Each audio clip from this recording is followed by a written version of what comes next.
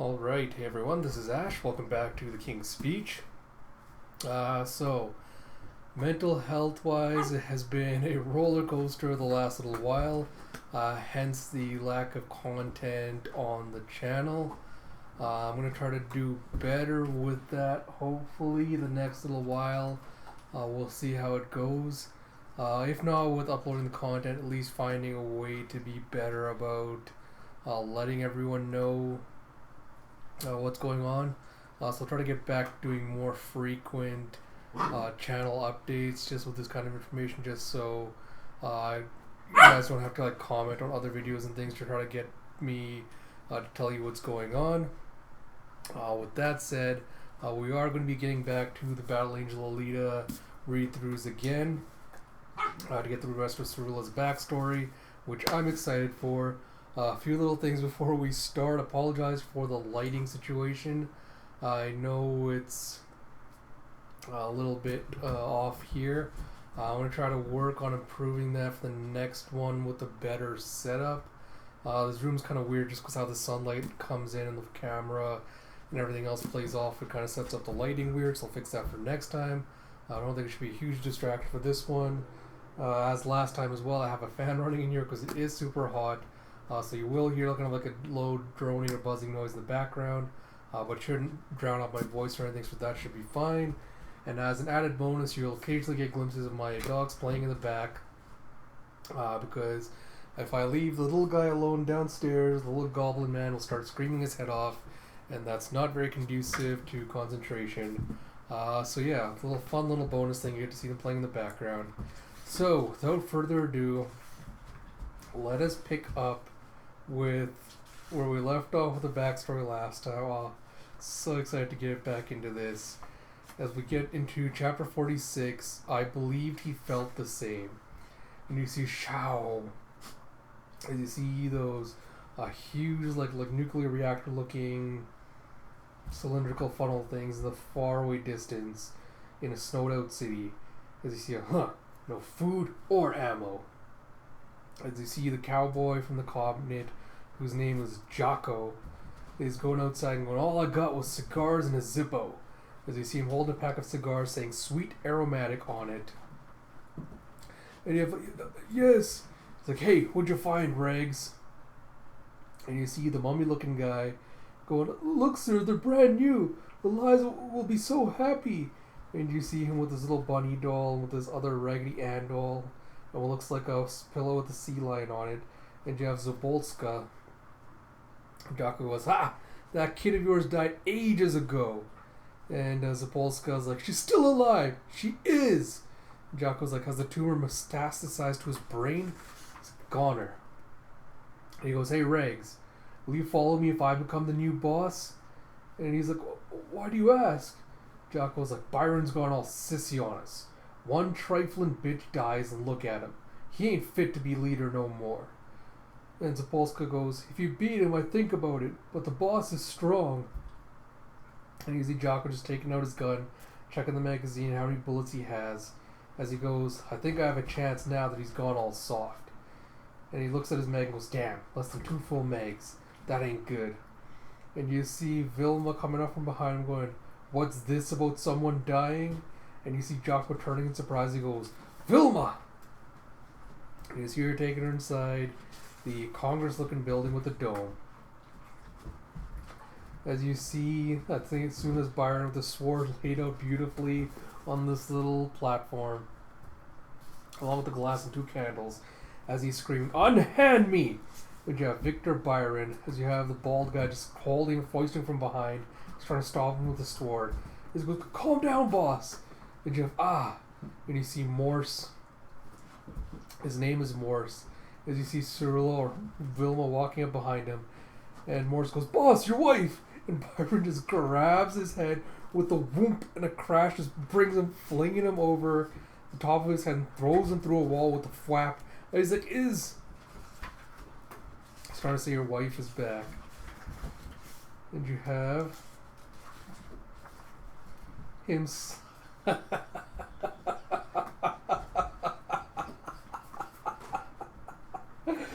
you see him slamming into the crossguard of his sword as it falls onto the ground, and he points the blade towards himself, all dramatic, and he's like, "Not a ray of hope shines upon this soul.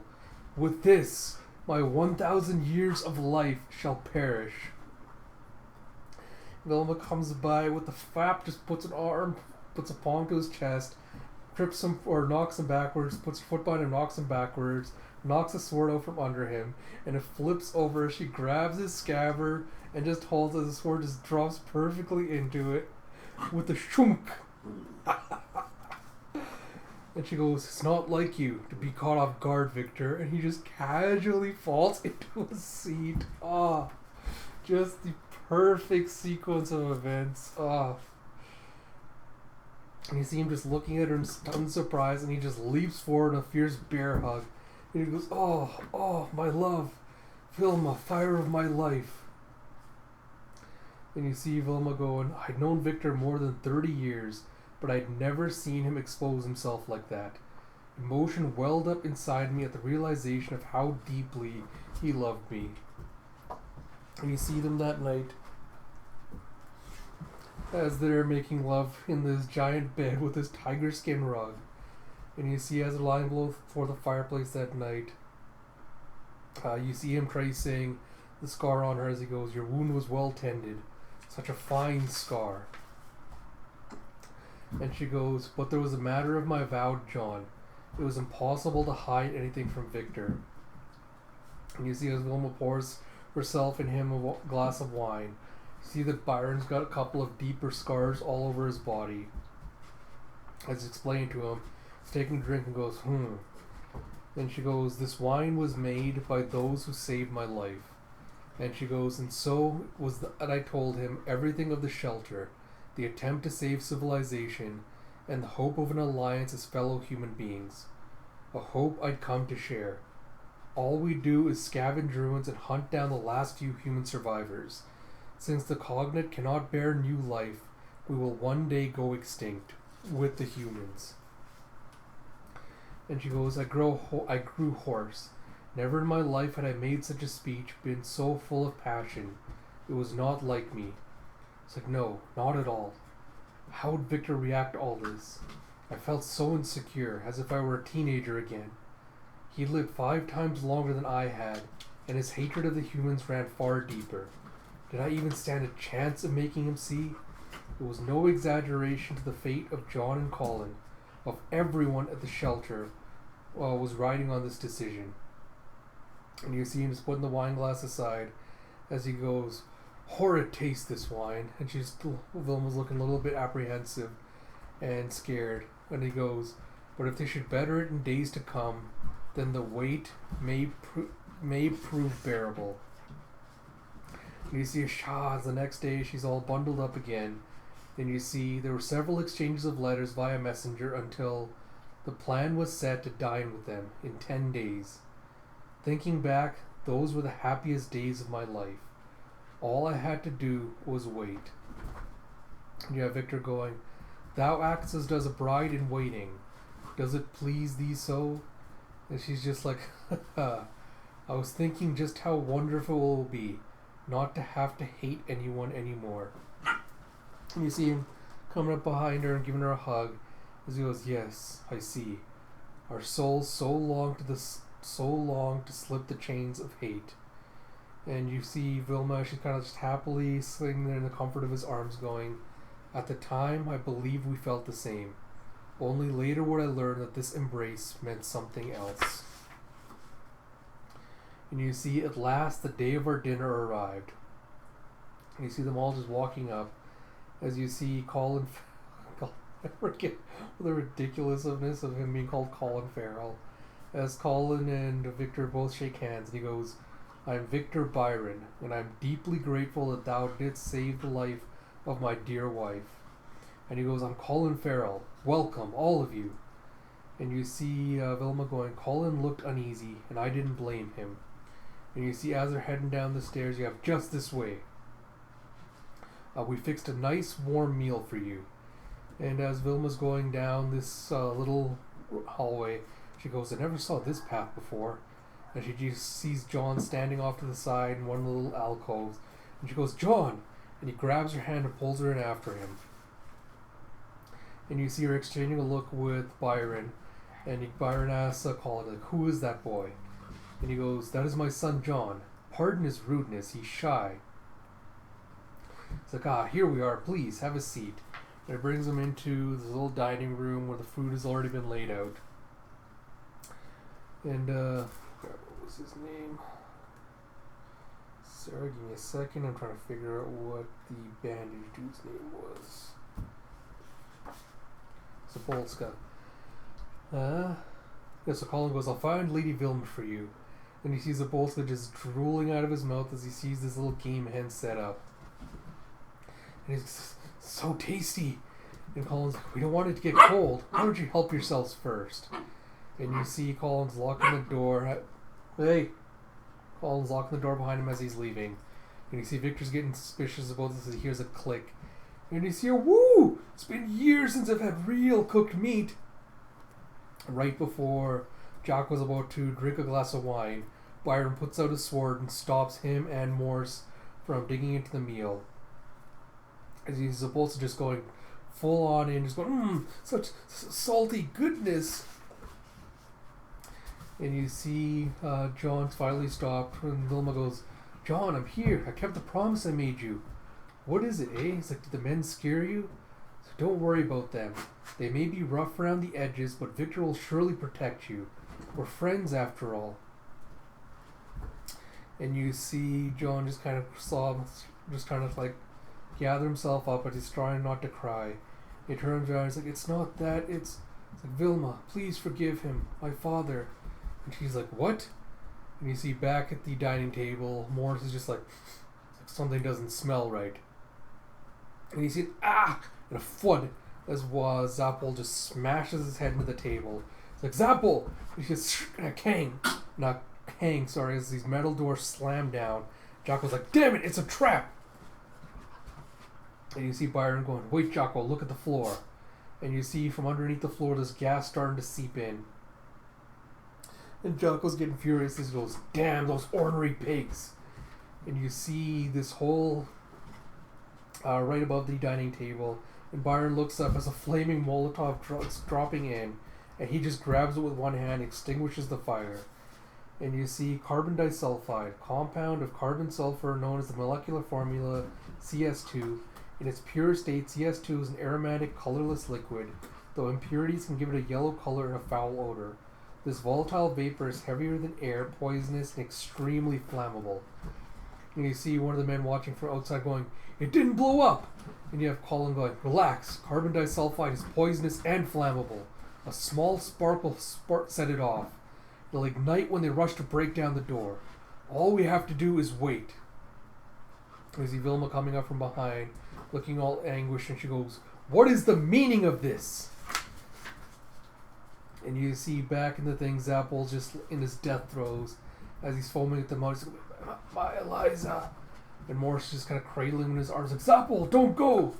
It's like, poison. It's like, boss, you knew about this the whole time? Why didn't you stop him? And you see Byron just standing there silent as Jocko goes, it's like, Morse, with that nose of yours, you should have known. Old Rags had already had one foot in the grave. So, at least he ate well for his last meal. And you see Morse just mourning the loss of his friend. As Victor goes, Vilma, thou canst hear me, I know. It's like, now dost thou see? This is the true nature of humans. And you see outside, she's trying, she's kind of looking despondent. She goes, you made a fool out of me. Was it all a lie when you said that? We're all human like you? And you see John behind her just kind of turning his head away. As Colin goes, not at all. What I fear is neither vampires nor demons. It's outsiders. I have a duty to protect this shelter from mass murderers of whom we know nothing. But you're different, Vilma. You're smart and beautiful. Stay here and be a mother for John. We need you. And she's looking shocked by this as you hear Victor going, Vilma, I knew that it would come to this.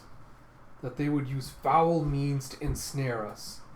Humans are a flock of sheep without a shepherd, and we are the wolves that hunt them. This is our God-given destiny and it will never change. And Vilma's like, if you knew it was a trap, then why? Why come with me? Byron goes, Vilma, thou art a kind woman. I did not wish to see thee betrayed and hurt, but thou wouldst never accept how evil humans could be unless I did this. He goes, thou shalt choose, us or the humans. She's looking super anguished as we get into the next chapter with 47, whoever it may be. And you see Jocko going, you mean you knew this was a trap? You're letting that bitch choose our lives or the humans? Are you out of your damn mind? You see, Jocko's kind of covering his mouth with a cloth, trying to keep the gas out. And Byron just lays his sword on his shoulder as he goes, bridle thy tongue. I will kill anyone who insults my wife, whoever it may be. And Jocko's like, he don't care about us at all. And you see on the outside, as Colin's going, please Vilma, listen to me, I beg you. And she's looking kind of uncertain and sad. As Colin goes, we may be the last people on Earth who can preserve our civilization. And you know how important that is. If we're only us, we're not just talking about our lives and resources. We have a duty to the future to pass down humanity's wisdom and great legacies fostered over millennia. If we fail, the entire human race will come to an end, wiped out like the dinosaurs. And you see her going, the noble cause he expounded could in no way reach my heart at that moment. All I could feel was pure rage at the violation of my trust, a rage which coursed through my veins. And she goes, Victor, swear to me, you will spare John and Colin, the ones who saved my life. And Byron's like, Vilma? And you see her approaching Colin as his little crony from behind tries to attack her with a shovel. And she's just not having it. She flips him over and does a palm strike. And just sends him smashing around the little walls of the tunnel. And you see that as he comes to a stop next to Colin and John, you see his arms have just been completely mangled. You see his intestines just splurting out of his mouth. As John's kind of just like reeling from the carnage. And Colin pulls out a gun and goes, stop it, Bill! As she comes up right next to him before he can finish. And she pulls the gun down, snaps it out of his fingers to break his fingers, and disarms him. And she kind of just smashes it back against his chest and knocks him out. And as she goes to the door, she goes, Victor, please. Like, promise me. And he's silent for a moment. And he gets this look of determination on his face. Hey!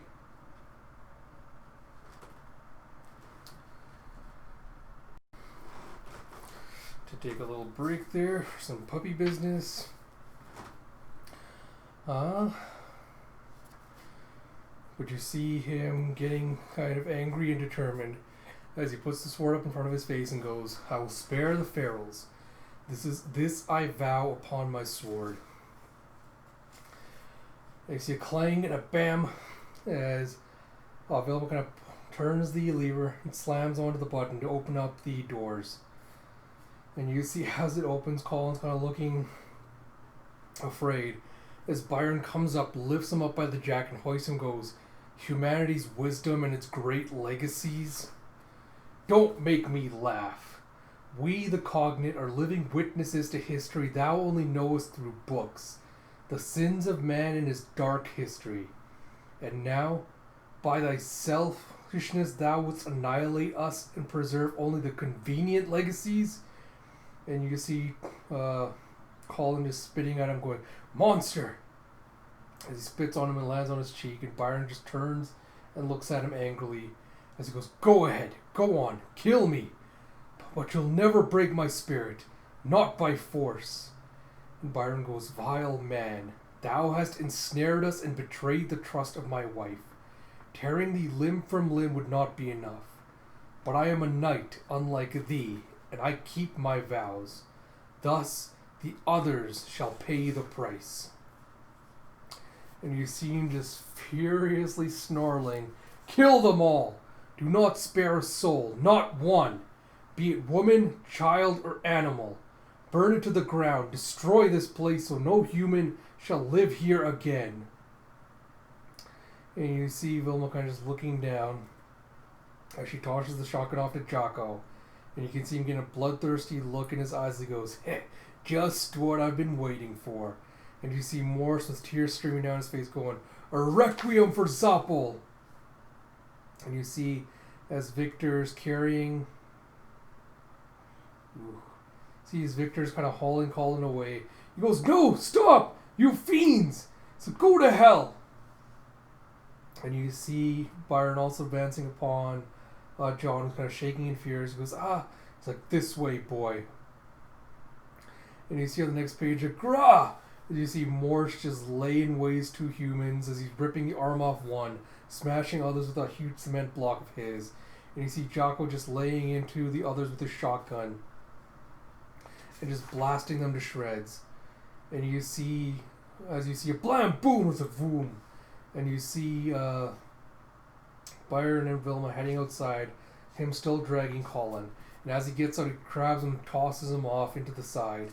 And you have John go, "Dad, there's our shelter, our civilization." And Byron's like, "Boy, I thank thee for saving my beloved wife." Ugh, I knew it. And he advances upon him with his sword and he goes, "I thank thee for saving my beloved wife." And Vilma's like, "Victor?" He goes, "Truly, from the depths of my heart. Thine innocence bewitched her and ultimately bought her grief. Dost thou understand? And so it is that thine innocence is deserving of 1,000 deaths." Ugh. And you see... Ugh. As Vilma's freaking out, you see Byron going up and he lops off one of Jarman's arms and sends it flying as he screams, "Ah!" And Vilma goes up and starts hammering on his chest and goes, "Why? You said you'd save John." Byron goes, "He still lives. I but took his right arm. But unless the bleeding is stopped, he will die." And you see Vilma running up and going, "John!" And she tears off a piece of coat and wraps around his arm like a tourniquet to stop the bleeding. And you see, as he's just reeling from all the pain. And he blacks out from the consciousness. And you see, as he's kind of splashing around, you see a drop of blood splashing onto Vilma's face. And as she licks she licks the little drop of blood off her face. And Colin's just freaking out, going, And you see her just kind of looking at her arms and shaking as she's covered in blood. And Byron goes, "Do not restrain thyself, my love. The blood of thy dear boy, how sweet the taste must be." And you see her trying not to give in to her bloodlust. But as she sees him lying there, she goes, "Blood." Ooh. And you see her just instead biting into her own arm. And Byron's shocked. He's like, "What?" He's like, "Why? Stop it! No!" And as he tries to stop her, she turns on him instead and bites into his neck. And he falls back and goes, this is good." And you see Vilma going, "How did I let it come to pass? Was this the result of my foolishness?" As he goes, good. As she continues to feed. She goes, "My tears froze as they fell, shattering in the wind and mingling with the snow. I would never hear John play the guitar again. Thus the feral shelter was destroyed." And you see, how many years had it been since the beginning? No one could say, not anymore. You see snow and ice without end, eternal winter, fewer and fewer living creatures.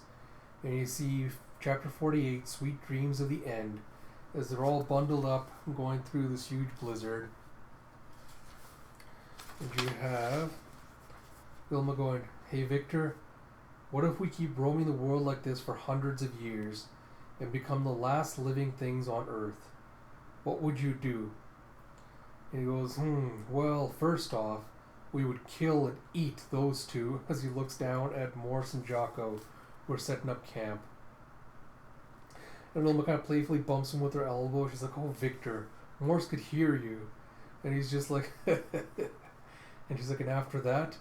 And he goes, "Alone on earth with thee, this is when my curse shall be lifted, and my blood-stained heart shall rest. We shall sleep together in this frozen world." And he goes, "We'll become statues of ice, locked in an embrace, and 1,000,000 years shall pass." And it's like, that long? It's like, "Heavens, my, thine imagination knows no bounds. Travelers from a distant star will come to this lifeless planet and find our frozen figures. Will they know that we had lived, we had loved? Will they too have souls?" And she's like, "They will. I know it." And it goes, "The world was ours for the plunder. We'd empty a city and move on from ruin to ruin. We'd trap and eat anything alive. The end was near, or so we felt. Then we came to a ruined city with a large arch. We had no idea that this land would hold our fates." And you see, "Gah!" As you see this gigantic, furry-looking ogre guy, this giant club trying to come up, and you see an pow and an ooh as Morse takes him out with a punch. Well, it feels like a big one. Like, "I haven't been one this big in a long while. We won't be going hungry tonight. The lady should be pleased." And you see a ching, and Morse looks, ooh, and you see an arrow just going perfectly through his ear into his brain. And he's like, "Ah!" He's like, "What? An arrow?" And he looks off to the side, and he sees this cloaked figure, and he goes, "Human?" And he's like, "Grah!" As the person fires off another arrow, and Morse just rips it out from his ear along with a good chunk of his ear. Ooh.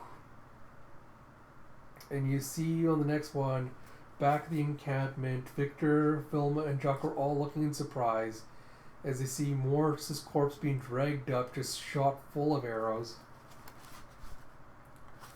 And you see the hooded figure standing there. As they go, "Morse!" He's like, "Not a shot awry." And Vilma goes, "They all pierce critical tendons between muscles. All spot on." And Byron goes, "Though blind, Morse was quite tough. Boy, didst thou do this all on your own?" And you see the hooded figure going, "So, you're Byron, head of the man-eating vampires? Heard your kind was immortal, but it looks like you're no match for my arrows. Just like hunting polar bears." And you see Jocko reaching inside his jacket for his gun, as the hooded figure goes, "Not so fast, Pops. Know what this is, don't you?" And he just holds up a grenade in his hand, and you see inside he's got more explosives. As he goes, "You're gonna blow up as one big happy family." Jocko's like, "Dynamite!" And Byron's like, "Thou art a true find, young man." He goes, "I've been bored for so long. Show thy face. I allow thee to declare thyself." And you see the hooded figure taking it off as he goes, "The name's Arthur Farrell, and I belong to the Bradley shelter." And Vilma's like, "Is he Farrell? Could it be?" And he kind of goes, "A hello's all you get for today. Now you know the Bradley shelter won't run or hide." He goes, "And are you Vilma, miss?" And she goes, "Yes." And Byron's just kind of side-eyeing her as he goes, "My grandpa wants to see you. Will you come with me? I assure you you'll be safe." And you see him taking her back to his camp, which looks very, very Native American, with like the little teepee and everything with smoke coming out. And you see this withered old man just lying in bed with these blankets surrounding him. As you have, "Grandpa, I bought Vilma." Of course. And you see that the old man is missing one of his arms. And Vilma's like, "Only then did it strike me. More than 50 years had passed since I'd seen him last." And she's like, "John?" And he's like, "Vilma," as he kind of shakily reaches a hand up. He's like, "I'm glad. So glad you're alive, John." And he's like, "I'm sorry, Vilma." She's taken aback by this and starts crying, goes, "Don't be. I'm the one who should apologize." And you see him smiling peacefully as he goes, "Will you help my grandchildren?" And he's like, "Arthur." And Arthur comes up and is like, "I'm here." He goes, work together with everyone. You must restart Merlin. It's the last hope of civilization. She was going, Grandpa! It's a Grandpa! It's like, hey! And you see, after seeing John again for the last time, I felt a heavy burden lift from me. However, this brought me away from my sweet dreams of the end to the harshness of reality. As it was 50 years ago, we faced the choice of coexistence or downfall. You see, as they head outside, Arthur goes, my grandfather died happily, delivering his final words to you. So now what? Will you be our ally, or... He goes, already killed one of you, of course, so you know I don't mind if it's war. And Vilma's just like, irksome brat, not like John at all. But this may be our last chance. Coexistence with humans. If it doesn't work, only slaughter and a certain end await. What hurt me most about the feral shelter incident wasn't Colin's deception, but Victor's. He only pretended to be persuaded by me. Yet even without Colin's betrayal, the massacre would have been unavoidable. If I tried to persuade Victor again, would I be able to melt his heart of stone? And if I failed, what would I do then? And you see Arthur looking off to the side, goes, weird, I don't see Audie, the lookout. And you see Vilma looking off to the side as you see Jocko off to the side, dragging someone's corpse with him, as he's licking blood off his arm. He goes, here I was, all worried about you, while you're plotting to trap us again. When you see a Vump as he drops the body down, he's like, Audie! And you have Jocko going, your turn to die, Brett, as he sets off a bullet. Right before it lands in Arthur's face, you see a smack, as Vilma just put out her sword and deflected it. And he's like, she swatted down a bullet? It's like, wow, she's superhuman. And Jocko was like, so, Vilma, wanna be my bitch now? And Vilma's like, no, Victor will kill you. And he goes, too bad. You know what we do to traitors? Heck, I can rape you after you're dead. He pulls out both of his guns as she pulls out her sword. As you have chapter 49, punch through the thick clouds one day. And you see him just letting out a flurry of bullets as Vilma just kind of flips through the air and deflects all of them. And you have, in a match between sword and gun, it goes without saying that the sword is at a disadvantage. Once the bullet is in your sight, it's too late to act. You must detect your enemy's rising bloodlust before the bullet. I can't explain it in scientific terms, but I describe it as the will to shoot. I detect this will and then place my sword in the bullet's path to deflect it. However, Jocko is also skilled. He mixes in feints with his deadly surefire shots, and such rapid fire to deflect them all is impossible. And you see one shot takes the hat off her head, and another blows a hole in her shoulder. And she goes, I must protect only my vitals and close at risk of life and limb. Any fear or hesitation will be fatal. I've learned from experience that the best distance to counterattack a gunman is 5 paces for rifles and 10 paces for shotguns. And you see her dashing towards him as he's leaping backwards, still firing. And she goes, I can't get any closer. Just 2 more paces. I can't defend in time. And you see, as he's going backwards, he goes, Jocko momentarily lost his balance, causing his rapid fire to stop. Only for half a second, but that's all I need to make my attack. And you see, as the deflection happens, she kind of puts her sword onto one of the things and knocks it out of his hands. Or knocks one of these guns out of his hands, and with the whip he brings in one from under his coat.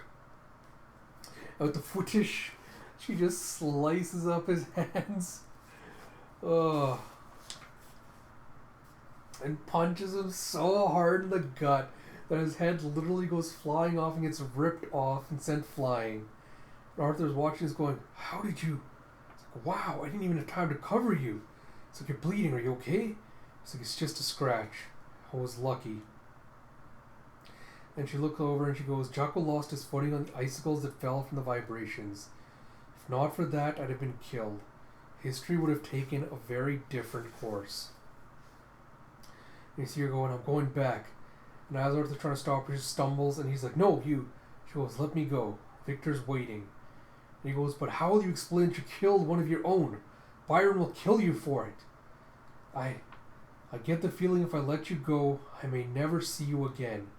I can't let you go back to him. You have Vilma going, I should have made my way back to Victor, even if I had to knock Arthur down to get to him. If only I had, we might have been able to avoid that tragedy. And you see her going, I can't imagine how Victor must have felt as he awaited my return that night. And you see him sitting next to this lonely little campfire, waiting her return. And you see him just kind of having this steely-eyed gaze. As you see, the Bradley shelter was converted from a military facility and was far bigger than the Farrell shelter. More than 1,000 people lived there. And you see they've rocked John all up. And they're putting him to sleep. As you have the funeral of John Farrell was held in the hall. He had been a doctor and a teacher, and many looked up to him. I let my mind rest with John for a time, awash in memory. Arthur's fiancée Haruka played a low melancholy tune on her flute. It seemed that Arthur did not have an ear for music. You see him just kind of like, as he's yawning and bored off to the side. And you see, as the funeral's going on, she takes a single rose and goes up to put it in John's little funeral thing. And someone's like, who is? It's Vilma. She's the one, the vampire of legend. It's like, whoa. And she says, stop! Who let the she-devil into our shelter? And you see Marcus, leader of the Bradley shelter. Those damn bloodsuckers. Arthur's like, Vilma's my guest, Marcus. She even killed one of her own to save my life. You heard my report. Let her be. He goes, out of the way. Have you forgotten what happened to the Farrell shelter boy? And he goes, she and Grandpa made up. Vilma's not our enemy. And you see Haruka coming in to intercede. She goes, stop it, you two. How can you fight at Dr. Farrell's funeral? And you have one of the people behind, was it Marcus? Going, now. And it's like, ugh. And you see Arthur kind of tightening or loosening the little strings, tying his gloves together. He's like, are you that afraid? She's just a vampire. What kind of cowards are you? And he kind of puts his arm out in front of her.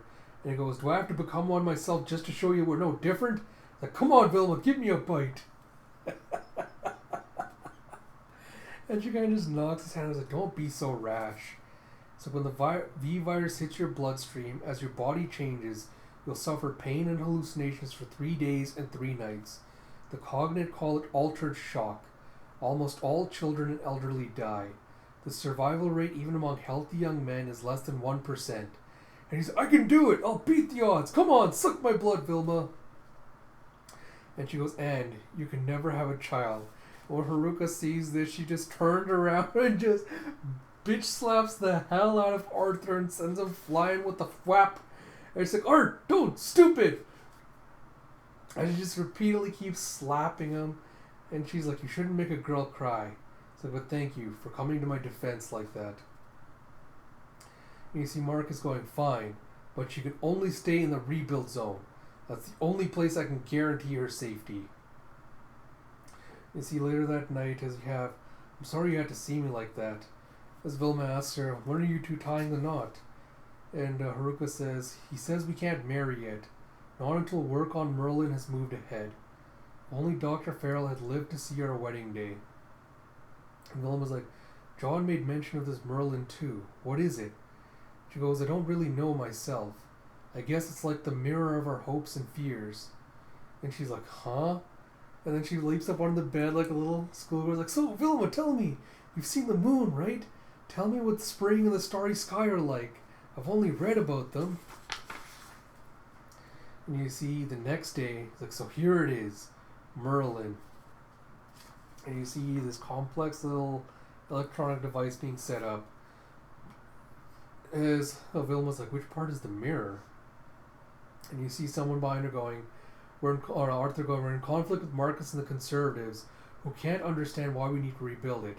Radha can explain it all better than I can. And you see Radha is Arthur's friend and a student of Vedic math. And Vedic mathematics is a math derived from ancient Indian Brahmin scriptures. It utilizes a sutra-based calculation method to solve complex problems more easily than Western math. And he goes, Merlin's formal name is the Wave Function Collapse Monitor. Merlin predates the catastrophe to Colin Farrell and his work. You see Wilma going, and you see in 2006, Dr. Farrell built Pendragon, a quantum brain simulator to verify Penrose's quantum brain hypothesis. And you see Roger Penrose was a mathematical physicist who made numerous contributions to cosmology. He proposed that consciousness is produced by quantum effects occurring in brain cell microtubules. And it goes, with it, Farrell discovered data that appeared to be predictive of real-world events. The military promptly stepped in to fund a team to research whether it could predict the future. Pendragon's successor Merlin was built, and in 2010 Merlin foretold a huge meteor impact. But Dr. Farrell was ignored by his superiors. His team went back to their respective countries to prepare for the disaster. The next year it all came true. Human civilization fell in the blink of an eye. All this was in the notes he left behind. Our team formed to recover Merlin from a research site several hundred kilometers away. We built this replica from scratch by analyzing the prototype. And Wilma's like, so, it's a kind of divination device? Hard to believe. And Radha goes, it shows probable states as they collapse into one fixed reality. In quantum mechanics, that's called a wave function collapse. In other words, as you're introduced to Yang Fan, who's like a pharmacology specialist, the study of ancient technology may enable us to predict the future. To predict the future? That would be great. And you see Moses, Clara, and Daisy, voice box engineers. It's like, can fate be changed? That's the issue. So the device reads the Akashic records. And you see Akashic records are a mystical recording layer on which the information of all things since the birth of our cosmos is written. This concept was put forward by Rudolf Steiner, 1861 to 1925. And you see Kazuto Han and Uger, oddballs of the rebuilders. It's like, it's ore. It's like, no, it's Orker. It's like the state vector's collapsing. And you see Tukum Ben and Nukuk, expedition team members in charge of materials collection and physical labor. And it goes, it didn't predict. What it says turns real. I hope I don't have to memorize all those names because I've already forgotten them. And you have Arthur just lounging, being like, well, I don't really care if Merlin can predict the future or not. I don't profess to know much about it myself. This is Wilma speaking, going, but is that a fitting attitude for the leader of such a project? When we ventured out in search of Merlin, we found mutant savages at the site. Merlin was their god, and Radha almost became their human sacrifice. We mustn't become like them. Merlin can remain a useless machine for all I care. A useless machine that prattles on about the future. Merlin is a symbol, Vilma, for everyone to look to the future. Books tell us how people used to fly the skies, even travel into space. But look at us now. It caves so long we've lost all ambition. We'll punch through those thick clouds one day, even if it's my grandchildren who do it. And as Wilma's taking a little sip of her tea, she's like, I'd taken him for a half-wit with determination and a well-fashioned bow. But he had the blood of the Farrells, all right. These children could change this frozen world. This is what I believed. It's like, yes, now I see. A mirror that reflects people's hopes and fears. Haruka's words may have been the most apt of all. He was here later that night, under a moonlit sky in the woods, playing on her flute. Just absolutely love this page of this evocative imagery of what the music points out. I knew it. And you see as she stops, you see someone doing a slow little clap as you see Byron sitting on a log nearby going, a fine tune though I know it not. Passion yearns within the quiet melody. Is it thine own? Haruka's taken it back a little bit, but she goes, you must be Victor. Vilma worries so much over you. If you'd be friends with us, everyone would be so happy. And you see him getting furious again as he goes, has this innocence deceived my wife once more? Happy? Heh, it was only slitting the throats of men and indulging in an ocean of their blood can satisfy me. Ugh. And he grabs her with it. He's like, but I shall offer thee mercy as gratitude for your flute song. If thou hast the grace of the devil, the gift of eternal life will be bestowed upon thee. And she's like, no, stop! And he rips the shirt off her neck and bites into it. Ugh. You have chapter 50, If Thy Soul. As you thump and a splap as her flute breaks in half as he rides her to the ground. And you see as he lifts his fangs off, you see a little blood trail as he's left behind. He goes, ah, such sweet blood. I almost lost myself and bit through thy slender neck. And you see her just lying there crying. As she totally turns around with a jerk as the virus starts going to work, and you see these little lines start to crawl through her veins. He goes, yeah. So thy body is at war with its own self, just like the biblical war betwixt Satan and the angels. That is the curse of my blood, which now flows through thy veins. If thy soul doth possess the strength to live, even with God's curse upon it, if thou canst awaken to the joy of thriving on the feast of human blood, then the devil within thee will triumph over the angels, and thou wilt become one of us. And he's like, and she's kind of struggling with the virus. And he goes, if thou art as cognate reborn, seek me out, and I shall care for thee as my maid. Else quench your thirst on those thou holdest dearest. And he's like, heh, heh. And he takes half of her broken flute with him. And goes, if even then thou canst still spout drivel about humans befriending the cognate, I may lend thee mine ear. And you see him just walking off, laughing to himself, as you see her kind of struggling, going, no, it's like, I don't want to die. Oh, god damn. And you see her thinking back to Vilma telling her, the cognate call it altered shock. The survival rate is less than 1%. And you see her just kind of slowly trying to crawl through the snow. She goes, I can't die, I have to live. I have to live so I can bear Arthur's baby. And she thinks back to her saying, and you can never have a child. And she just coughs out this huge pool of blood. She's like, Arthur. He's like, help me, Arthur. And she kind of goes and puts her back up against a tree. And you see later, he's like, what's all the fuss about? It's like, it's Haruka. Arthur, have you seen her? She's not back yet, and it's near nightfall. Wilma's like, she asked me what it was like before the catastrophe. Said it would inspire her music. Arthur's like, that must be it. She gets high-strung when she's composing, so she goes to the southern woods to practice alone. That fool? We're at war now, damn!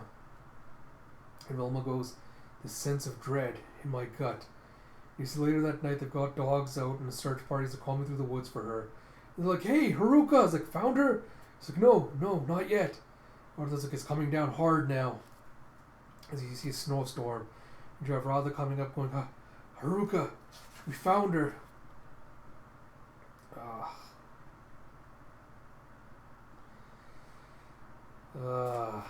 God damn. You see her frozen to the tree. Looks like she didn't survive the transformation.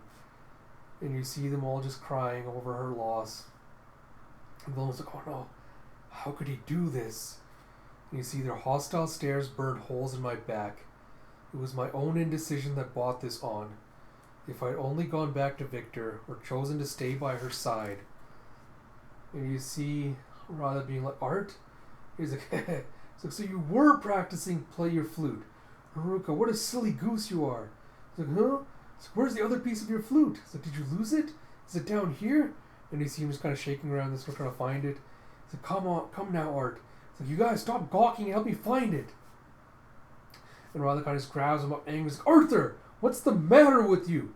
Haruka is dead, murdered. She was your fiancée. Don't you even care about her? And you see him still in shock because he's like, huh? And they're like, hey, he's like, why do you have to be like this? You always brushed her off. You don't have any idea how much she loved you. And you see the others trying to tell him, just like, stop it. Arthur comes up and just punches him with the hook and sends him flying as he goes, sorry, could you give me a moment alone? I'm like, okay. And you see Vilma just kind of staring as Arthur just goes and sits in front of her. And he goes, Radha's right about me. I wasn't as attentive to you as you wanted me to be. But I'll tell the truth. You were the only woman who'd ever be my wife. Always believed that. I love the sound of your flute, not just as music, but as a part of you. I put off the wedding to give me time to become worthy of you, to be a real man with work worthy of respect. I'm the fool, and now it's too late. The guy just goes and embraces her as he goes, "Must have hurt you so bad. You must have suffered so much, Haruka." And he starts breaking down and crying. Ugh. What the hell is this? Next page you see, Gah! Well, that's just him crying, sorry. I thought there was kind of explosion the way that was laid out. And you see Wilma walking away. She stands on the hilltop watching this. And she goes, "It's over. It's too late. The path to reconciliation is closed. There's only one path for me to take." And you see her just setting her face in this look of determination as she heads back to the camp. And you see Byron just kind of happily cooking up a meal as he goes, "Thou has returned. It's about time. Thou must be cold. I'll make some hot tea."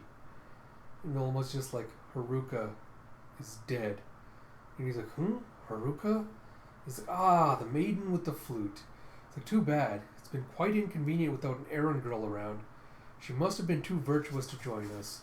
It's like, "Well, killing her was just a bit of fun to pass the time. So many lively humans in that shelter. We won't have to stay bored for long." And she sees the sword laid out next to him on the seat. And she goes and just stands, curls up against his back and goes, "I love you, Victor." With a thunk, you see her just stabbing the sword up through his chest. As you have chapter 51 until the day of judgment. And you have a thank as he drops it. He's like, "Yeah!" It's like, "Ah!" And she's like, "Did I miss his vitals?" And she draws back the sword and stabs again. And he takes her in the arm as he blocks it. And you can goes, But why? Vilma, why didst thou?" And she looks distraught. She goes, "Let us end it. Our cruel journey has gone on too long." And he says, shook back at the encampment as Arthur's sharpening up some arrowheads. And Radha's like, "Arthur, is it revenge that you're after?" He's like, "Look, about last night, I'm sorry for what I said." He goes, "Are you really sorry? If you are, then prove it. Hit me. Go on, hit me." He's like, "What? Why? Whatever for?" He's like, "Hit me." It's like, "You loved Haruka, didn't you? You were jealous, weren't you?" I was like, "Urgh," and he just smacks him in the face with a thwap. And Arthur slams back with a kapow and knocks him on his ass. And he's like, "Hey, that hurt." Arthur's like, "I never said I wouldn't hit back." He's like, "Come at me, let's do it." And and you see after they exchange a couple of blows, he's like, "Whew, much more relaxed now. Thanks, Radha." He's like, "Ow." He goes, "To tell you the truth, I've been sitting here, scared out of my wits. Vilma's been missing since last night. Worst case, we'll have to fight her too. I don't see my arrows doing much good.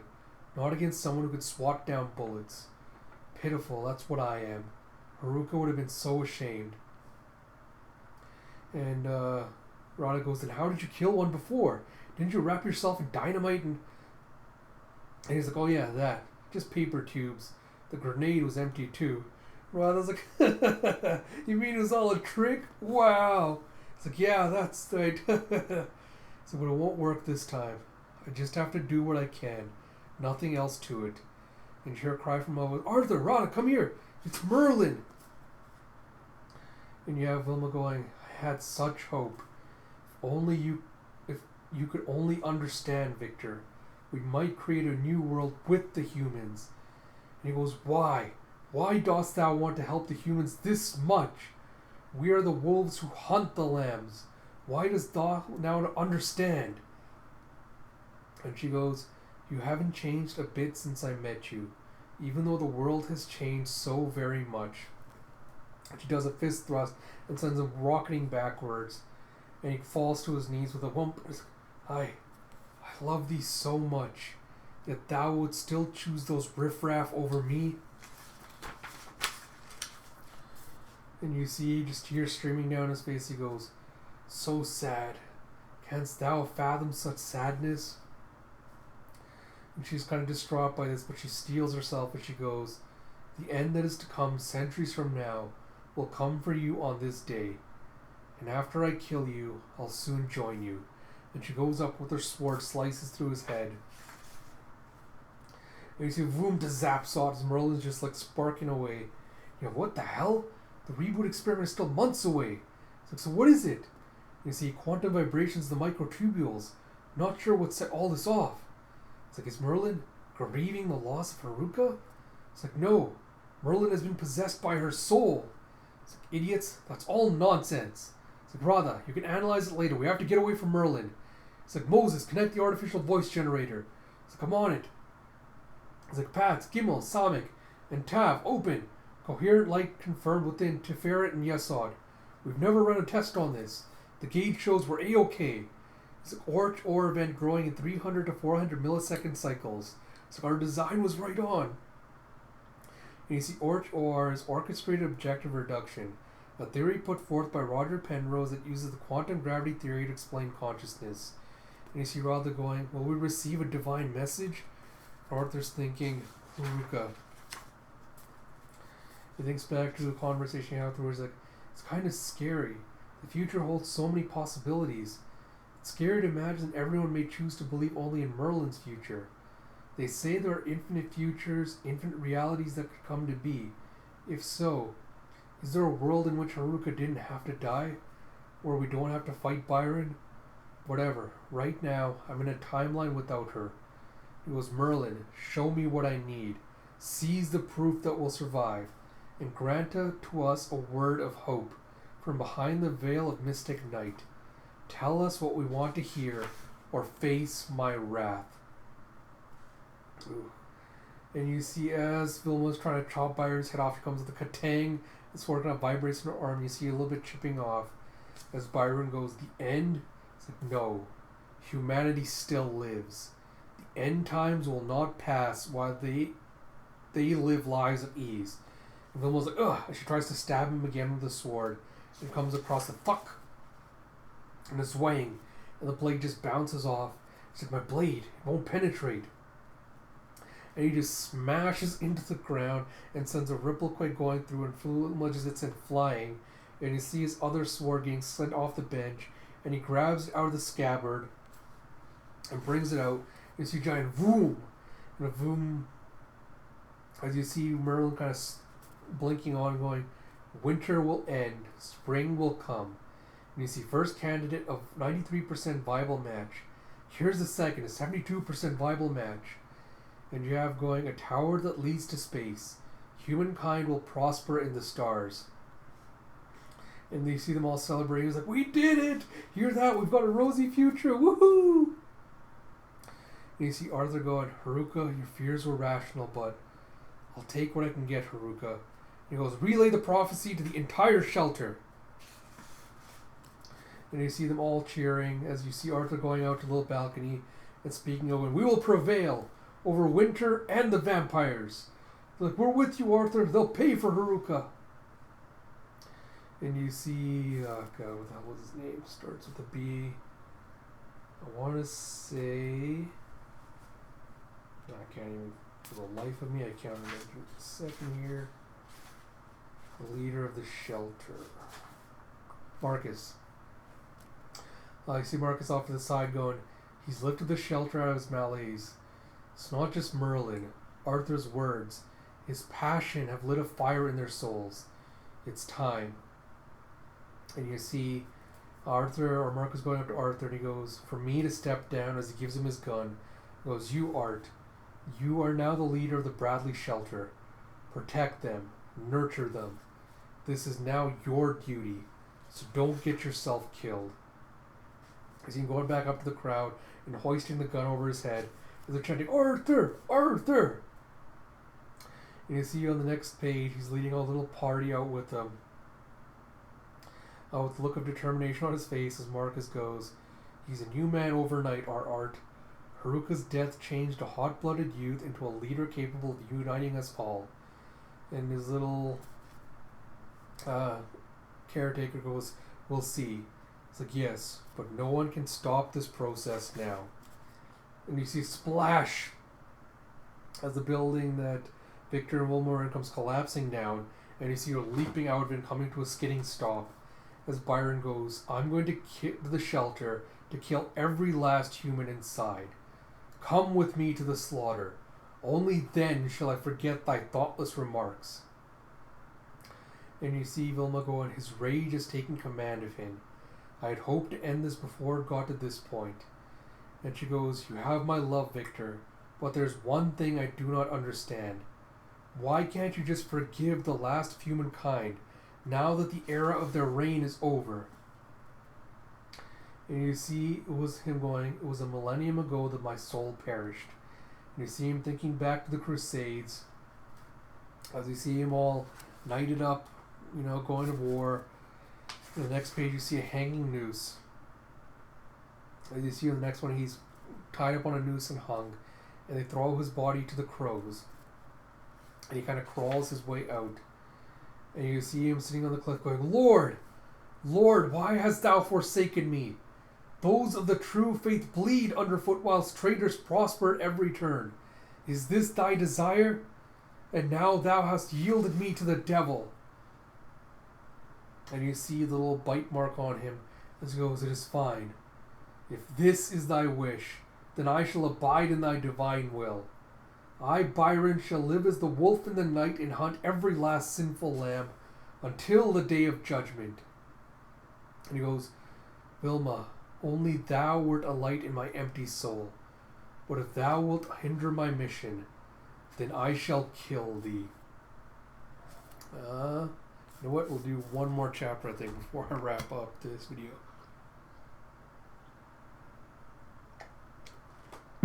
Excuse me. As we get to chapter 52, proud and independent, that is. As you attack, as he smacks the sword into something below him, with a he picks up this giant hammer and just flings it with a raw towards her. And one with the fish does a little pirouette and he slings it around her and sends it flying back towards him. And he goes, not bad, as he just slices and dices it. And she leaps forward with her sword to try and take him. And their blades meet in the middle, holding the thing's engine together. And she kind of twists her sword to get around as the motor explodes. And she slashes him 3 times as she diverts behind him. And he goes, I'm in awe. None but I would last 3 moves against thee. And he tries to slash at her head. She leans back and kicks him at the same time and slashes at his foot. And you see them exchanging some more blows as she flips, pirouettes, and lands on a nearby lamppost. Just, I love it. It's like, 'tis art. Your sword play is an art the likes of which is seen only once in a millennium. And Vilma's thinking, how can he shrug this off? Some type of Paidagong? See, Paidagong is a training technique in Chinese martial arts to strengthen parts of the body through spiritual focus, thus enhancing resilience. This is also called Ying Hard, Qigong, or Wushu martial. Or Wushu, martial, which is Qigong. And she goes, you said you'd cut me down, so why haven't you been fighting seriously? He goes, where is your sense of romance? This is the last time that we'll be together after all.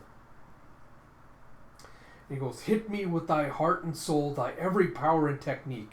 Give me all and I shall take it fully. And he stabs into the middle of the telephone pole, starts slicing it upwards. As he goes, thy rage and hatred shall be carved into my body. I shall savor them fully, and then take thy life. And as Wilma dodges, she goes, Victor, do you recall it?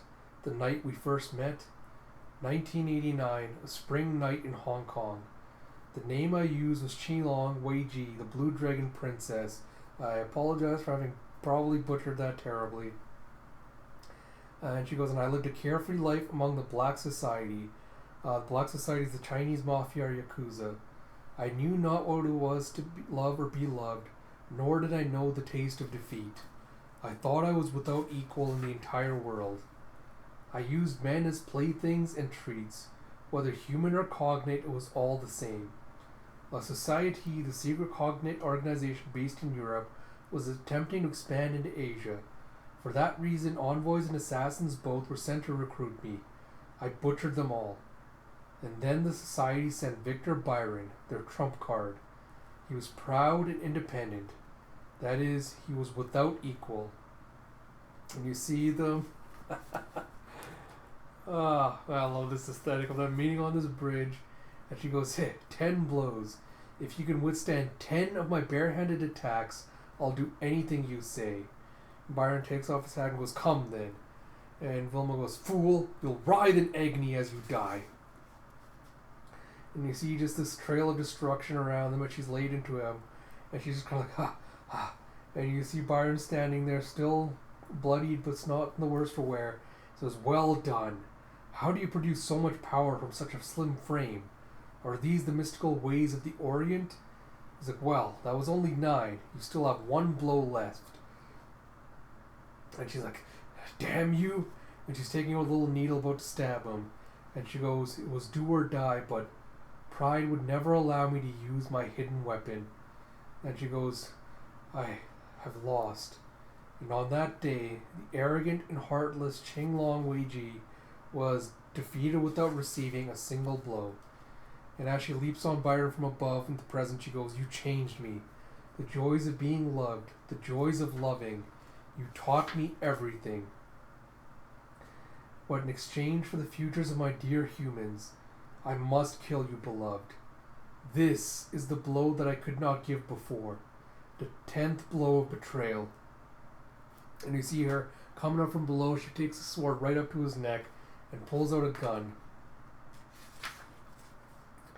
And she starts just wailing into him with it. She goes, Duan Chan San Yinji, which is gut-wrenching 3-in blow.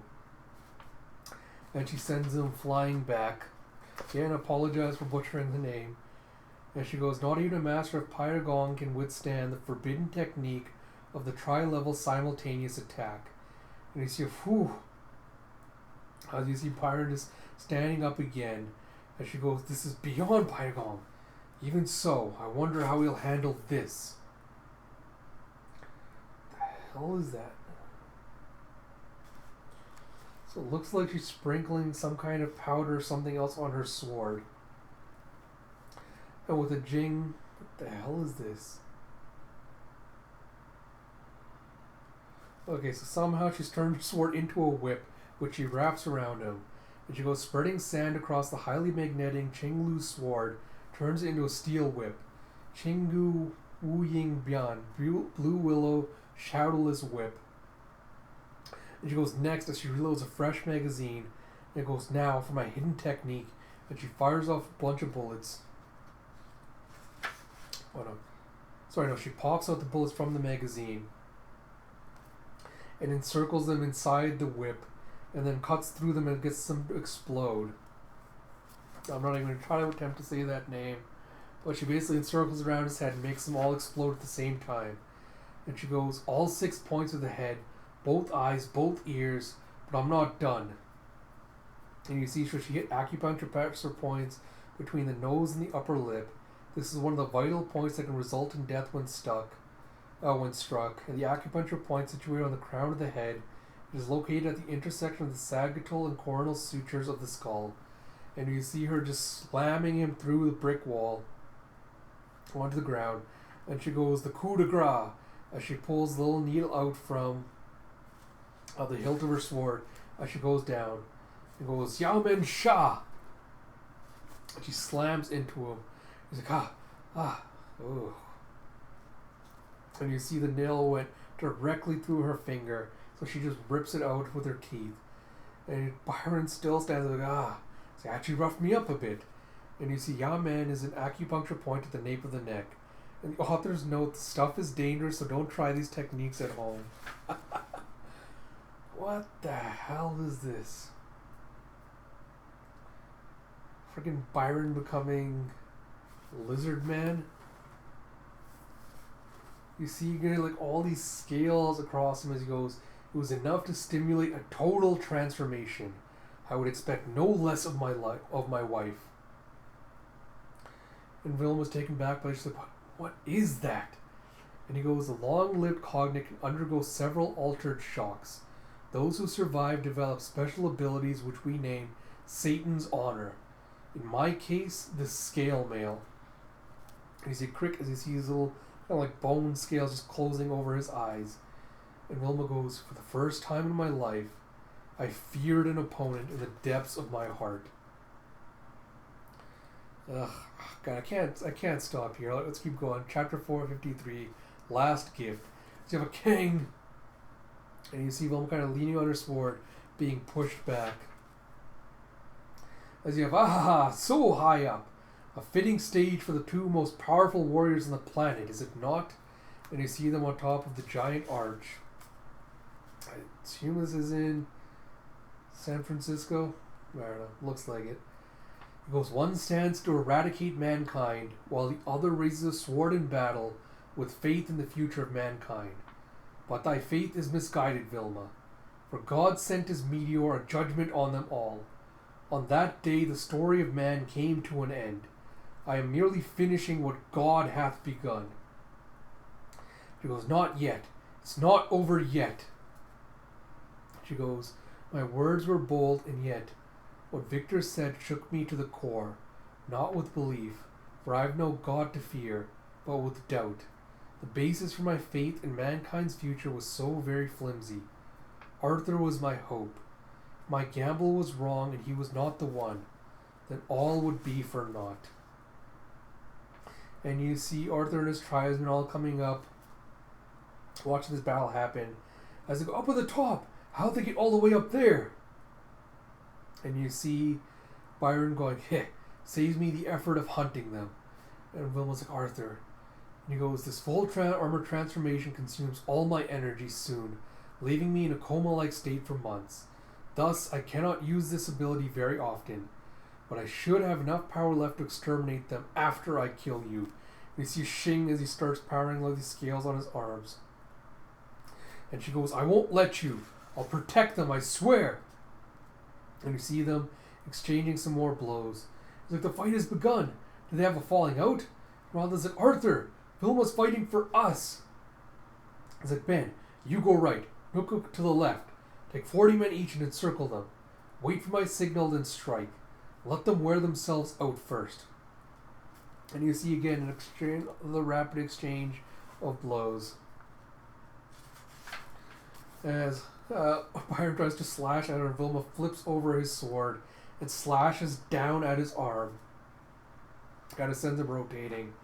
And she lifts up one of her feet and sends it stomping down to do a shockwave kind of attack. And you see a vood and a vud as the section of the thing that Byron was standing on falls free and starts to the ground. And she goes, a fall from almost 200 meters. Not even Victor can. Oh. He's dead for sure. So now Haruka can rest in peace. And Father's like, Arthur? And you see a bunch of them prematurely celebrating as they run up going, haha, he bit the dust. Serves him right. He's like, hey, wait, it's not so fast. So we can stuff his body and put it on display. And you see a giant wham as he slashes his way out from the drift and slices some of the shelter people in half. And he's a monster! And you see him just throwing the sword like a spear, and it impales both of them with a splut. And he comes up and grabs it with a shuck and starts slicing them apart. And you see that the tower's starting to crumble and fall down. And Vilma's like, ah! And she grabs onto her sword and basically rides it like rides it down like a snowboard down the crumbling thing. As you have Radha going, one hell of a fight. Vilma's like, Byron. And you see him going, no more mystic moves from the Orient? What about that one from the old Kung Fu film? Show me the move where someone's heart is stopped without laying a finger on them. And Cerula's like, this isn't magic. If that really existed, you would be no problem. And he goes, spreading false information to confuse the enemy is an age-old tactic. The cognate did the same for ears. And she goes, but I have my pride as the former Qinglong Weiji, disciple of 48 schools and 126 styles. And she goes, I still have one secret sword technique left. Why don't I show you? Consider this my last gift, Victor. She starts basically like going into a cyclone. And you go, It's like she twists about like a monstrous serpent. And you see him kind of planting his feet, or lifting up one of his feet and planting the sword to kind of deflect her. As she goes, I'll move the last of my energy into the sword, a bit at a time. And Byron's like, thou rollest on the ground and cut at my feet? It disappoints me that thy final technique is but mimicry of a snake. And you see, rather, look at the sword. It's like a coiled spring. And you see that she's twisted the sword all up. And she goes, then I release that energy all at once. And the technique's called Jackhammer Sword. Again, I'm not going to even attempt to pronounce that. But she stabs him straight in the chest with it. And you see a scree as it's kind of going into like a drill. Rather, it's like the energy created from decoiling is focused to a single point. It's like a drill. And you see as it's grinding into him, you see a splurt of blood starting to come out as it's digging in. It's like, she broke through! And you see part of ugh! You see the sword kind of slowing down, stopping its coiling with a ka-chuck. And you see Wilma's arm is also kind of spinning with the torsion effect. And as soon as it stops spinning with the zing, she's skabam and she gets sent flying. And the sword gets destroyed. And Byron grabs the sword and goes, our honeymoon is now over. Ooh. And he takes her right through the middle as he stabs her with a wunk. Oh, God, I can't. These chapters really need to have a good stopping off point as we continue, because I can't stop it there. So go to chapter 54. If thou shedst those tears for me. And you see as he's impaled her, she's like, so this is true defeat. It's like, strange. I feel no bitterness, no regret, nor do I feel any pain. Have I died? Is that it? It's like, Arthur, run. And you see your arm still kind of spinning, and it kind of rips itself off with a plop. And you see, and a plish, as you see your blood spraying onto Byron's face. He goes, my dear Vilma, no one else shall have you. Your blood and flesh and soul are all mine, forever. And he starts laughing as he looks up at the sun. He's like, ha! Oh boy, and you see that there's a single beam of sunlight coming down to illuminate him. And he's kind of recoiling from it. Like, so much light, what is it? It's like, can it be the sun? And Bill was like, it's hot. It's like, I'm still alive. It's not over. And she flips off of his flick with kicking it, grabs the sword out of herself, kicks it around, and then uses both feet to launch it straight into Byron, into the crack in his armor, with a slamack. He's a crack, crick, crook. And she does another flip and slams down into it to drive the sword deeper and pin him to the ground. And her feet slips off and she goes flying with a wham. And you see, yeah! It's like, is the sky blue? It's warm too. It's like, wow, it is blue. Spring is here. Merlin's prophecy has come true. And you see a bloodied Wilma lying off to the side. And you see both Arthur and Radha coming to cover her up so the sun doesn't shine on her. And you see Arthur is like, Radha. And so they escort her over. She crawls over to Byron. And he's like, Lord. As she grabs his hand, he goes, now, at the very end, dost thou choose the humans over my path? Just as the great flood of antiquity wiped ancient evil from the earth, was this long winter but a trial to wipe out the old? It was, boy, art thou the new Noah? And he's like, Noah, never heard of him. And of course everybody knows about the great flood, so I'm not going to do little author's note about that. Rather's like, would you just shut up? Haruka never got to see. And Arthur's like, it's okay, let him speak. And Byron goes, Vilma, I feel such pity for thee. Dost thou not see that the people thou trustest will never repay thy kindness? And she goes, Victor. And he goes, Vilma, thou wilt live in solitude, sharing your existence with no one. Yet thou must watch over the fate of mankind. She starts crying. It's like, no. It's like, oh, if only I... It's like, hush. If thou shedst those tears for me, if thou still lovest me, thou must never weep again. Never show a moment of weakness. Radha goes, after trying so hard to kill each other, how can they still care so much? I don't get it. Not at all. And Arthur's silent for a moment. As you see what? As you see this crack as the ice is starting to break. You have the shore, run! The sudden heat spells cracking the river ice. And you see live for all time, Vilma. As you see the ice floe that Byron's been pinned to comes up and starts sinking him into the sea. And you see a blub blub blub, and as she's standing there, you see sudden blam as she gets shot from behind as well. Ugh.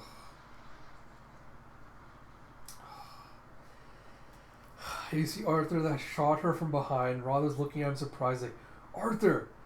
And she's silent and goes, go ahead. She also falls into the river as he shoots her another time. And he hoists the gun above his head. He's like, he did it! Arthur got rid of the vampires! And you see she's falling into the ocean. She goes, and thus Vilma Fakiri, last of the ancient cognate, met her end. And you see a whack, whack, whack, bam, bam. It's like, what? What's this? Must be some rich crap in this coffin. It's like, damn, no way. Only shriveled up old mummy? You see it quiet. You see a hand reaching out, grabbing from Cayenne. You see a bunch of old arms. Who said this be a treasure trove, huh? It's like, did you find anything, Hill? Like, stop goofing off, you moron. Jeez. And you see his head just bouncing off the wall and getting sent into his arm. As you see, zombie! As you see the Squirrel's waking up after she sucked him dry. And you see blam blam as she kills the rest of them. And you have a slurp, and she's like, I died, yet I still breathe among the living. And you see that her arm's been fully regrown. She goes, my right arm. It's as if it was never torn off. Just what exactly is going on? You see a fash. She goes outside, she sees this rocket launching off into space with a boom. As you have chapter 55, I learned. Is this the last chapter in this? There's another one. I think this is the last chapter, so might as well finish it now that we're here. And she goes, a light soared high into the air. I hadn't seen a sky full of stars in a long time. Though the presence of the starry sky made me feel faint in awe, my hand still reacted instinctively to take its prey. And you see a gah! I was like, wait! And she grabbed onto an old man. He's like, it's me, Vilma! And is he Radha? He's like, not being completely dead, I was apparently pulled out of the river, tended to, and then hidden in a mausoleum with the belief that I would return. And Radha's like, what? Your arm? It's like, yes, I'm not sure how, but it grew back. It was like 47 years had come and gone since then. I couldn't explain it at the time, but I developed the ability to regenerate. Did my near death have the same effect as the second altered shock that Victor described to me? And you see as Radha's taken away on a boat, she goes, it's so warm. Goes, the ice age ended, but now the sea level is rising. The Bradley shelter and the ruins where he fought are all underwater now. And she's trailing her arm in the water as she goes, is Arthur well? And Radha's like, don't blame him, Vilma. As a leader, he had no choice. He had to shoot you. But he told me to take care of you. And she goes, it's okay. I don't blame him. And you see Star City, later the scrapyard. On the western ruins, they built a city whose entire function was to launch that rocket. Arthur had begun a new calendar, and we were in the year 173. The era of Sputnik, the first man-made satellite. The rocket was launched, and in time they would begin to colonize other planets. While it sounded like a dream, this had given people hope, united them, and had become the powerful driving force behind the reconstruction. Behind it all was Merlin's prediction. Merlin was moved to the central tower, upgraded, and though renamed Malachi, it continues in active service. And you see blam blam, it's like a wah! As you see this little play being put on of Arthur defeating the vampires. And so Arthur fired the chief's rifle, and the evil vampire couple met with defeat. And you have Radha's, or someone going, Granddad, you're home! As he comes back with Radha comes back with her. He goes, who's she? It's like Radha's like, you know how kids are. So don't worry about it. And you see official histories made no mention of the cognate who are now but a legend. For me, this was a comfort. For no matter how I may try to justify it, I did betray and kill my dear husband. Better they overlook me than treat me as a hero. And you see a little statue of Arthur. The next page you have Arada, as he's standing on this little thing as an old man now. And you see her in the crowd watching going, "What a fine man you've become, Arthur. Now I can die in peace." And she looks off to the side as this man's running up, pulling out a gun, about to shoot him. And as he's about to, she just chops his arm off, and the gun fires onto the ground and is dead. She went blam blam and eek! It's like, "Stand back!" Oh no, she broke his arm, sorry. And the gun fires in the ground instead, and the security leaps on him with a "We got him!" And as she runs away, she goes, "I thought I had no more attachment to this world, but after witnessing the failed attempt on Arthur's life, I knew there was more to be done. I can die any time. And so I decided to call myself Ching-Ji, the Blue Princess, and watch over my Arthur from the shadows. One day I had a most curious experience. Assassins on every side of me caught in a barrage of machine gun fire. It felt as if time came to a halt, as if the cause and effect of everything in that room was an extension of my body. The enemy's subconscious movements, the flow of air molecules, the bullets, and the shrapnel, the arc of every ricochet, the mice scurrying to take cover, I could ascertain the presence of the trajectory of everything. And you see that she's completely decimate all the assassins. As she goes, "I've defeated men with martial arts, gained advantage through experience, and now have the laws of nature in my grasp. No longer will I yield to factors of chance. However, I find it ironic. I once wished to be invincible, but it is now only after losing everything that this wish is fulfilled. In time, this enlightenment will become Badwan Shimenzen, the 8-block Death Gate array." Radha died 5 years later. He was 71. He died amidst his children and grandchildren, having lived a happy life. Radha's family turned out talented engineers and just officials. I lived at Comedica, a school for orphans run by Radha's granddaughter, Sushila. I tried to earn my keep by running a martial arts school for adults, but... And she just imagines some guy trying to grope her chopping his head off in recompense. And she goes, "I had too much of a short temper and would kill disrespectful students. Fearing this, I was avoided by adults, and only boys who couldn't pay the monthly tuition fees remained." Arthur was the hero credited with restoring civilization, but his ways were high-handed and merciless. They would have called him a dictator back in the day. And you see a bunch of people that he put to death. As the population grew, so did unrest. Rallies of people seeking a fair energy allotment turned into the anti-space development movement. I didn't ponder the rights or wrongs, simply mowed down terrorists to protect Arthur. And so decades passed with the swiftness of an arrow's flight. Until in 188, the long-awaited prototype of the orbital elevator capped off the plan to colonize space. But the good news was short-lived. In 191, it was discovered that numerous deaths were caused by secret human experiments to create a drug-induced artificial hibernation for use in interplanetary flight. A crackdown on protests quickly turned them into riots, and Star City was plunged into civil war-like chaos. And you see her leaping from rooftop to rooftop as she sees a squad of dead soldiers. And she sees this dead man riddled with bullets going, "Hey, take care of my son."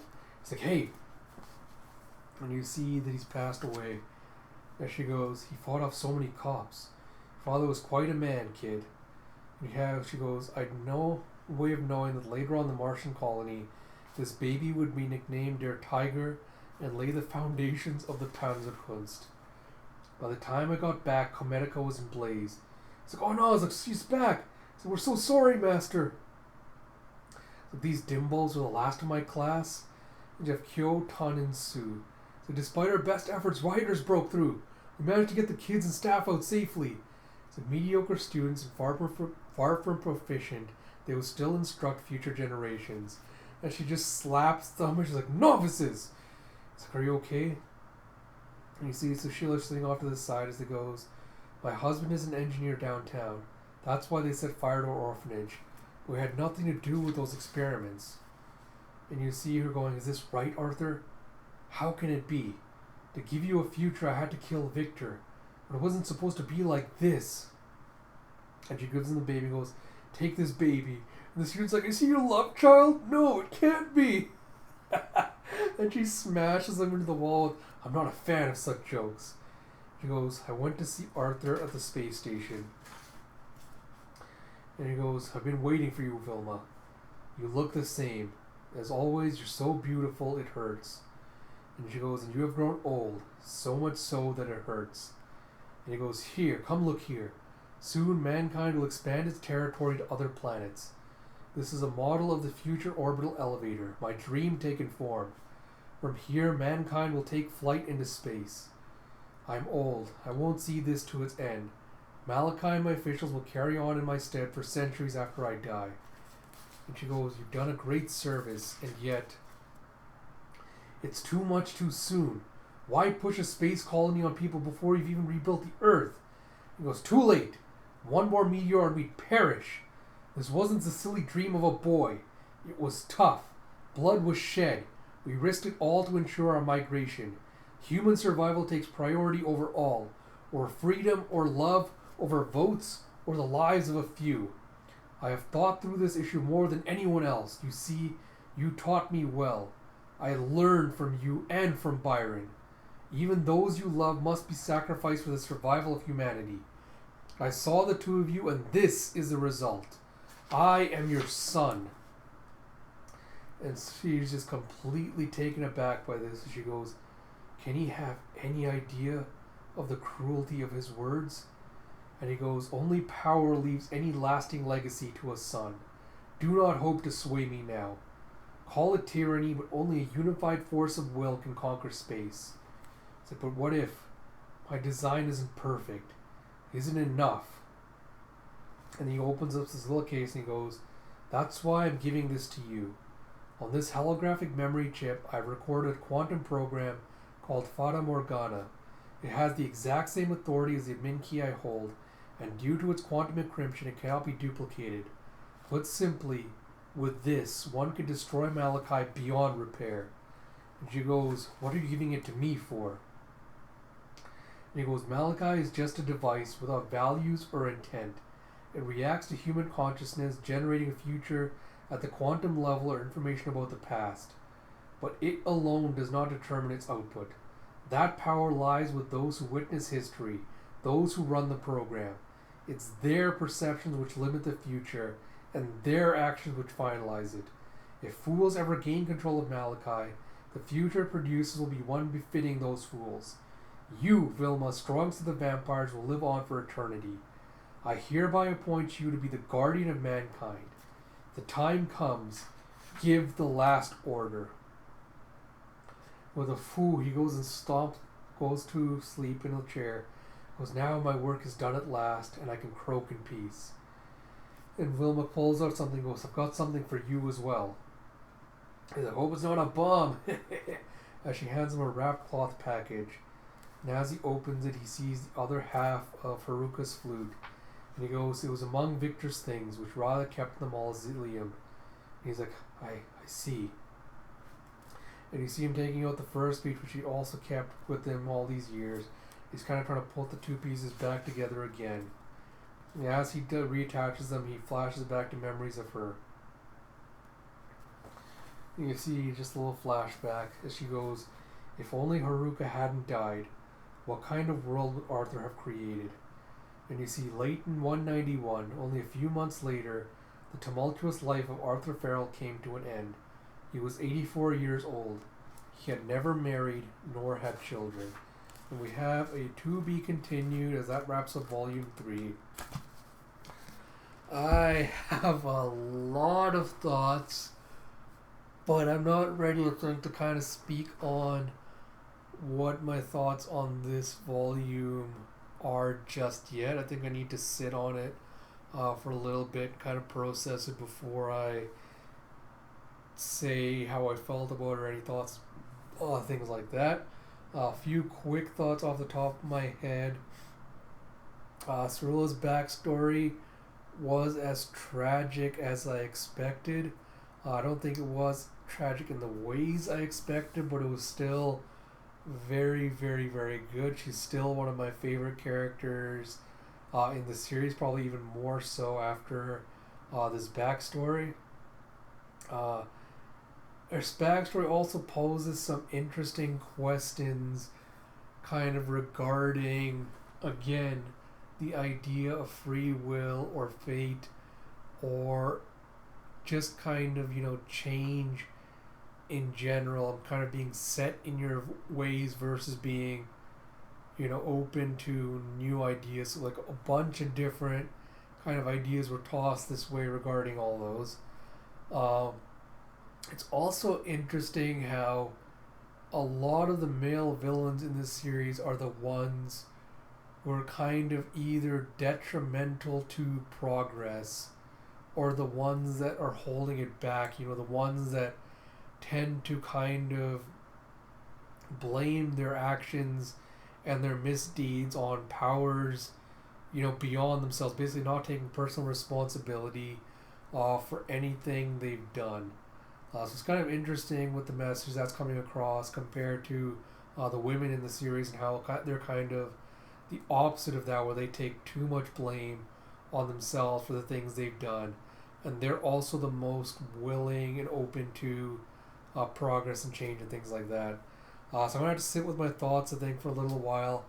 Maybe go through the first few volumes again before I dive into volume 4 and kind of cement all my thoughts on everything up until now before diving into the next volume and the next part of the story therein. I'm debating on whether camera going out of focus. Okay, I'm debating whether I should do like a mid-volume review for this or not, like just with like my general thoughts up to volume 3 on the series, the themes and everything like that. So I might do something like that once I've had a chance to reread it.